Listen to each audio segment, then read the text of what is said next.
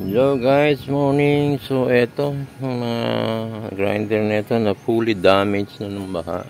Tinry kong i-repair sa sa part 1, wala namang mapapakinabangan na. So tear down na natin lahat, no. So isa na lang ang papakita kong yung iba kinalas ko na talaga. Tabi na natin tong paano diyan. Kita lang natin, simple lang ang pagbaklas. Ito, kunin na natin ito at patanso na lang natin ito.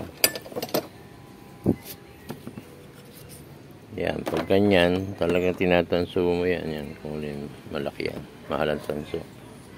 Pag masipag ka, hindi, benta mo na ng as is.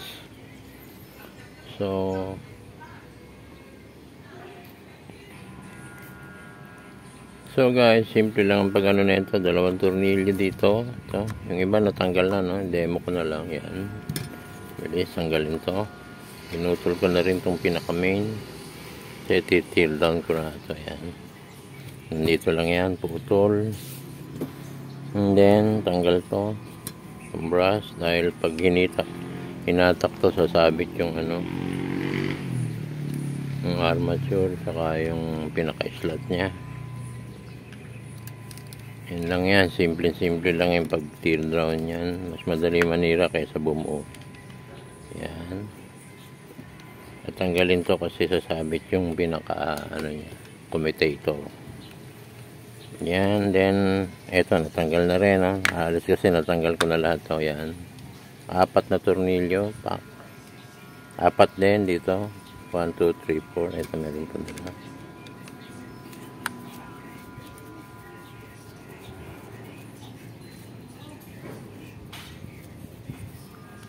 Dalawa.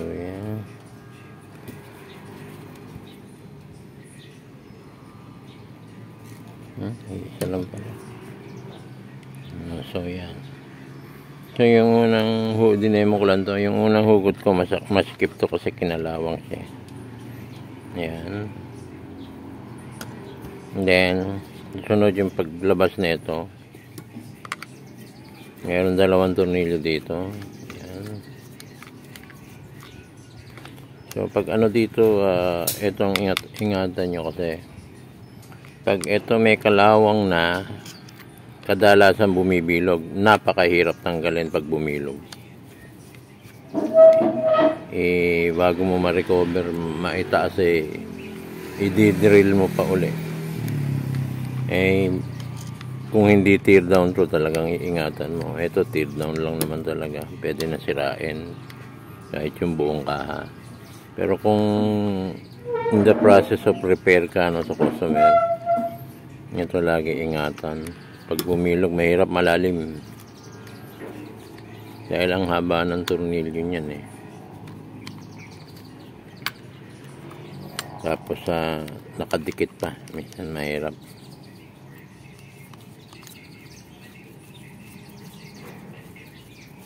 Yan, cover to sa winding.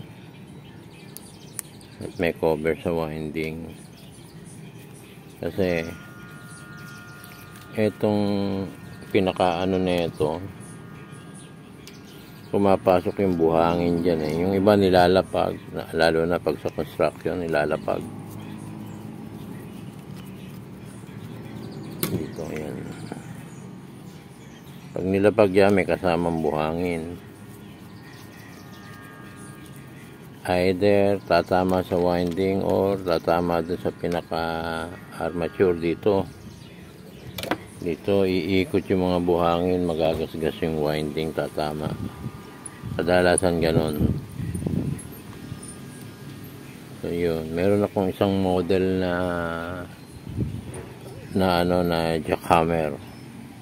So ang pinakatakip niya dito sa button, may butas, may grill. So karamihan ilalapag nila sa buhangin sa lupa. Pag ginamit nila, hihigupin yung mga buhangin, tatama doon sa winding. Yun ang kadalasang nasisira. Tumatama pa isa-isa. Ang lakas sumigop yung jackhammer, tapos hihigupin yung mga buhangin. Minsan may batong maliliit. Talop ang pinaka-winding, mamaya usok na. So after this, no, tanggalin natin ito. Nasaan na tayo dito? Tinanggal na. Pagkuha na ito, hindi sisikwatin. Pukpok lang dahan-dahan. So kuha tayo ng pamakpok. Wala rito sa tabi ko yung aking martilyo. So ito na lang muna siguro, no?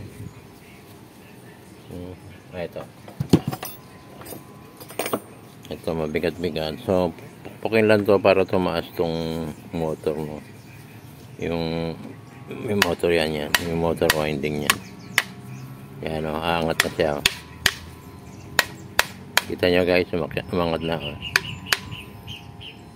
Hindi yung baba uli natin, oh. Yan. Hindi yun dito ang ano, kasi ilalaglag nyo, hindi rito ang palo niyan. Hindi babaksak yan.